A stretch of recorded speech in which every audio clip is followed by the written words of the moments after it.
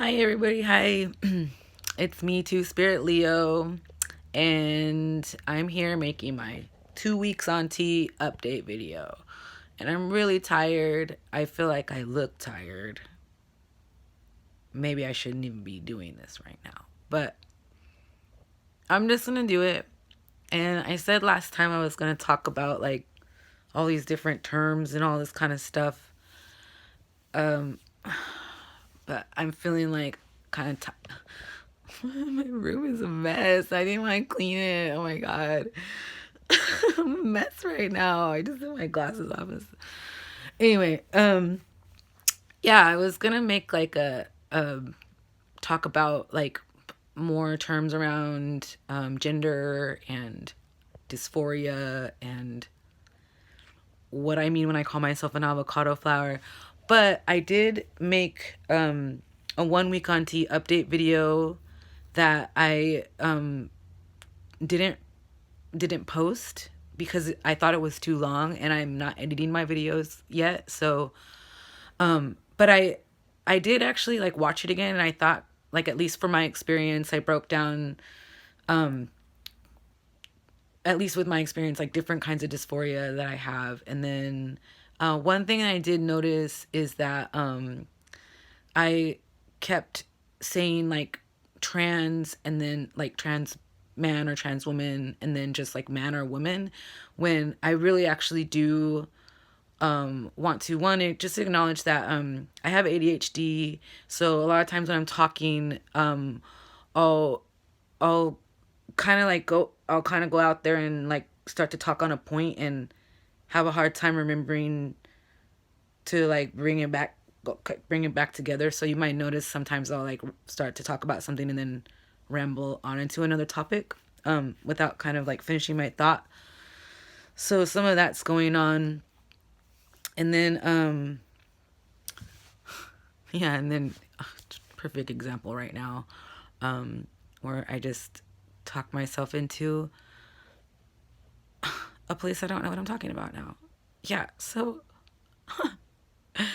I think what I'm trying to say is that I I know the terms cisgender and transgender and all that, but I was failing to use the terms cisgender, which is basically a person who identifies with their gender birth assignment. So you're born a boy and you identify as a boy, and you grow up and become a man and you identify as a man. Or you're born a woman, you grow up a girl, you grow up and become a woman and you identify as a woman. Okay, and then we also exist in a gender binary, right? So that just means either you're a man or a woman. But what I was forgetting to say was talking about cis men and women, and being specific about saying cis men and women because we are not default as trans people. So it's not like, oh, it's men and women and then trans men and women or trans people. No. Okay, like we're all human beings here. So some of us are trans, some of us are cis, some of us are non-binary, some of us are two-spirit, some of us are something that cannot even be named because the English language and Western culture and civilization is very extremely limiting. So we're probably not even acknowledging all the genders that exist within the human experience. So just had to put that out there, even if nobody watches it. I wanted to say it for myself, okay? And I think sometimes I forget to say cisgender because for me, like, my world is trans. Like, in my world, trans people are the most important people as far as like who the fuck we're supposed to be in our cultures and societies. Like, you guys missing out on trans folks if you ain't trying to fuck with us, because we holding all this magic.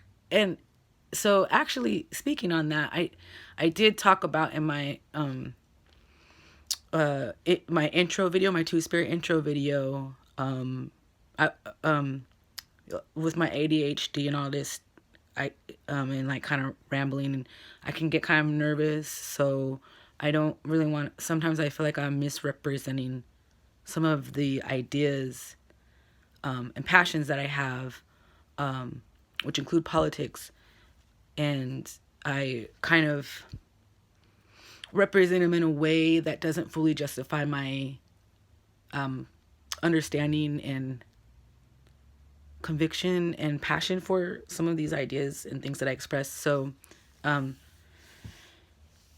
I did talk about trans liberation, and I say that because we are in a struggle to be free as trans people, because there are culturally there's a lot of hatred and violence towards trans people, or even just kind of like objectifying or novelizing us as some kind of exotic thing or something different, or just a curiosity to be examined. And also there's laws and policies that prevent us from living as full first class citizens. So sometimes, like, I just also want to say that, like, I identify as queer. Like, gender queer is something that I would identify as, okay, and I would also identify my sexuality as queer, and I would also identify my politics as queer. So I'm saying that because, like, I do want to talk about how trans people are both culturally and legally, systemically, politically oppressed. And I'm just going to pull the two top examples that I know about, because I don't want to dive too much into like trans politics right now. But we saw how there was a ban to have trans people in the military, for example. So I'm not necessarily like promoting trans people going into the military and participating in militarized violence, but this is just an example of how legally trans people are targeted by the law to live as second-class citizens. So these things like with bathroom laws, right, where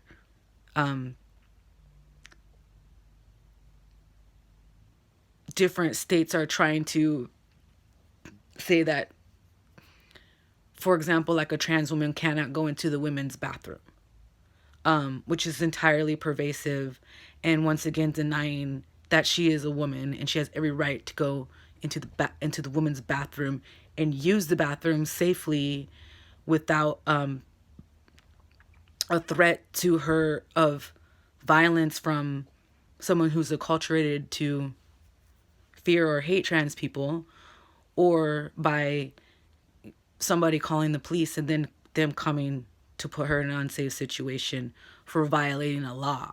Okay, you see what I'm saying here? So trans people are in a struggle for liberation, to be free, and really just to live our lives as normal human beings and be acknowledged as such.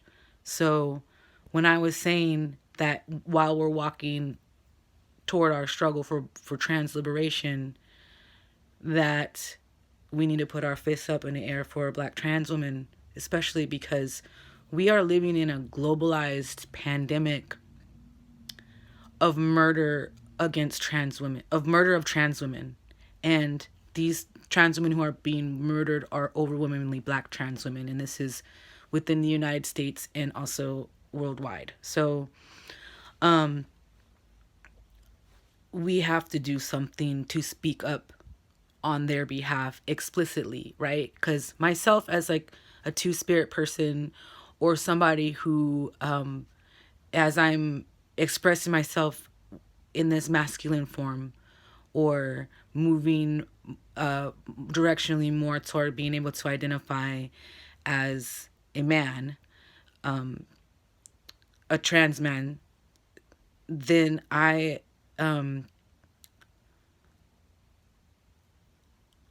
need to understand that in my experience of being trans, that I am also in solidarity with trans women, okay?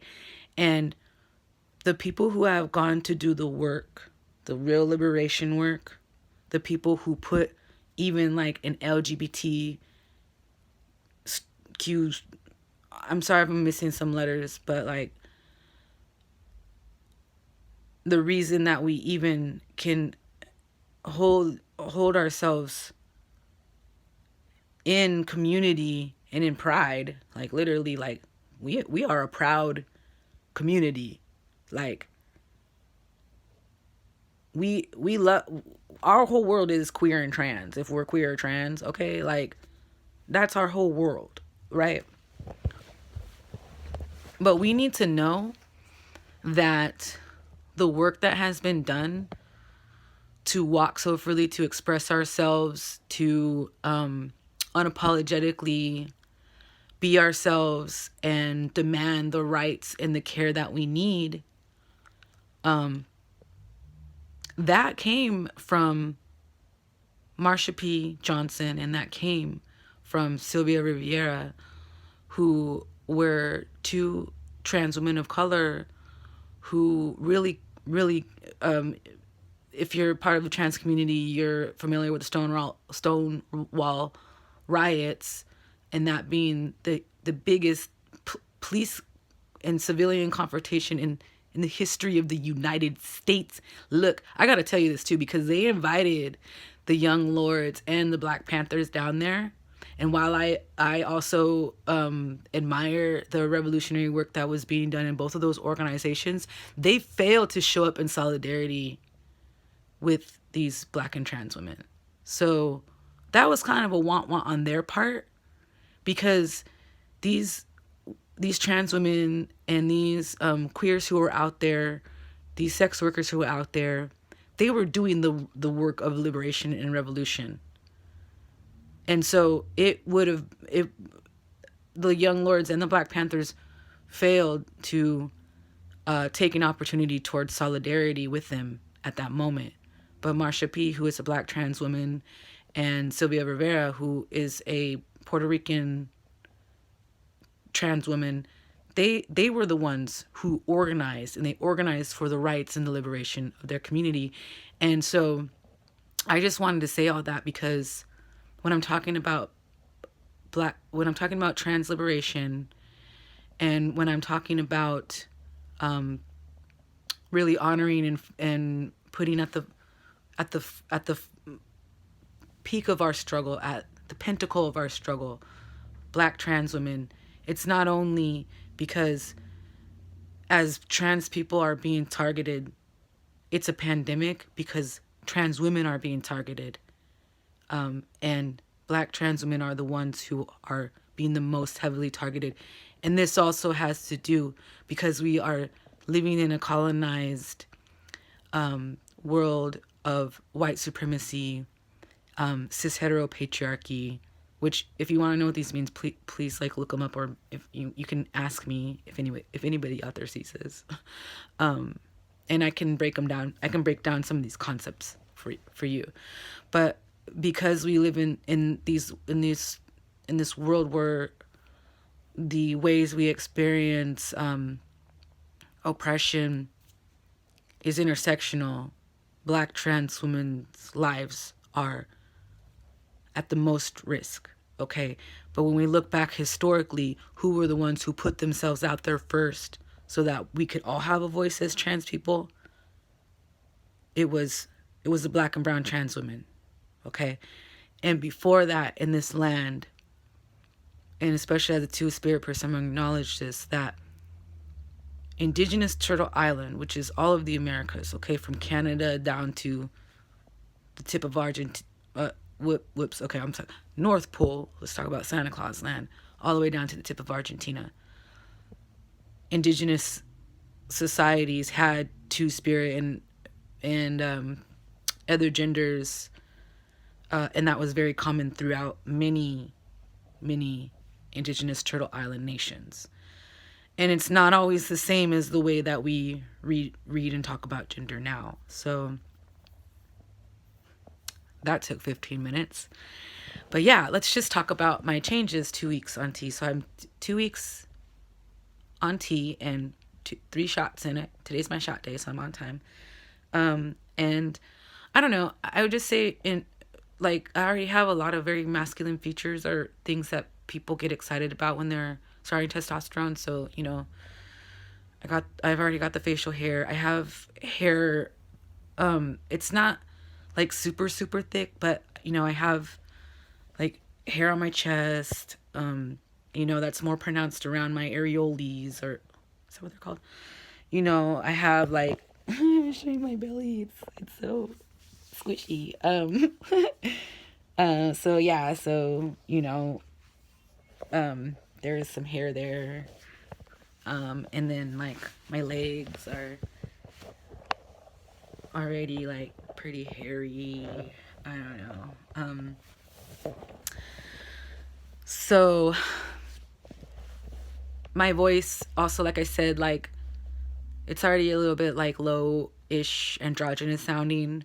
But I do think overall, like I am feeling like the gradual effects coming. So I do think my voice is broadening a little bit. And the hair is kind of like going, what's this? I even noticed like the other day that like my eyelashes were looking fabulous.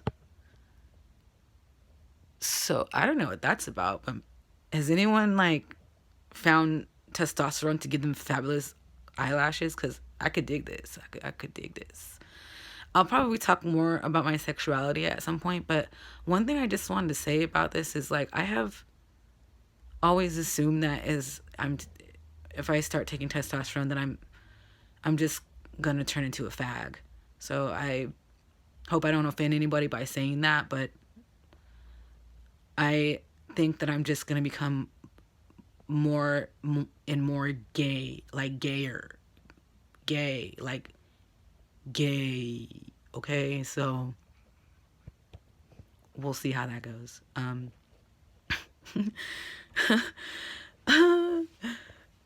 So yeah, this is my hair growth, which I'm also like fascinated by. It's just about 3 weeks of growth. It'll be 3 weeks on Friday, and today's Wednesday. So you can see, like, I don't know, it's pretty. I think it's a lot of. I think my hair grows pretty fast. What y'all think? It's my whole head. Yeah. So yeah.